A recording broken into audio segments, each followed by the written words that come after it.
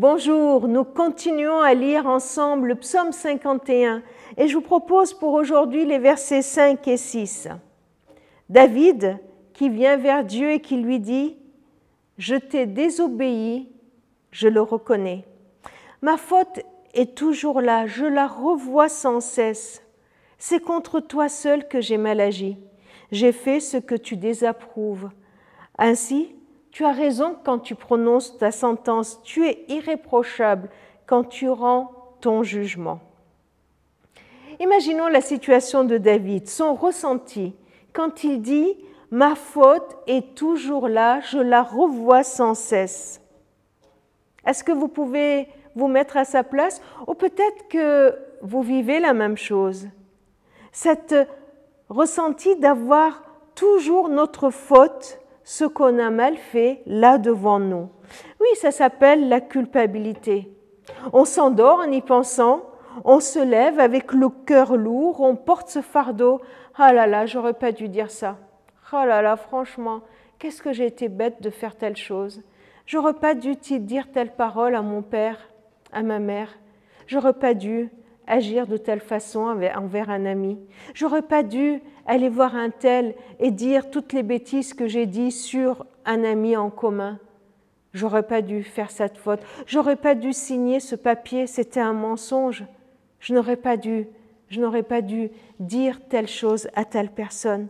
Et vous voyez, je n'aurais pas dû me mettre en colère. Je n'aurais pas dû dire toutes ces bêtises qui sont sorties de ma bouche quand j'ai été en colère.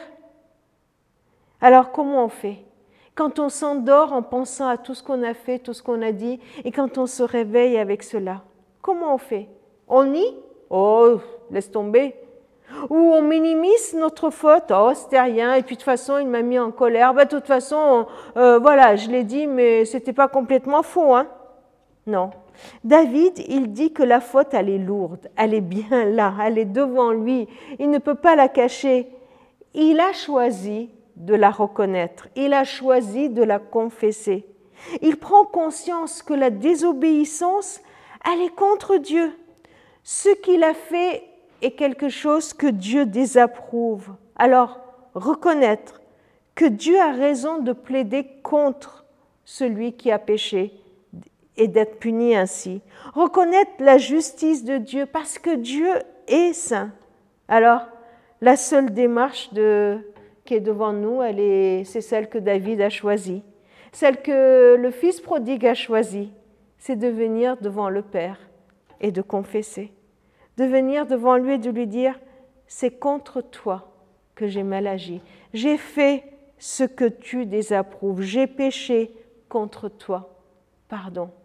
C'est possible pour toi aussi aujourd'hui, tout simplement, au lieu de porter, de lutter contre toute cette culpabilité qui est devant nous, de venir tout simplement devant Dieu pour confesser. Voilà Seigneur ce que j'ai fait et c'est contre toi que je l'ai fait.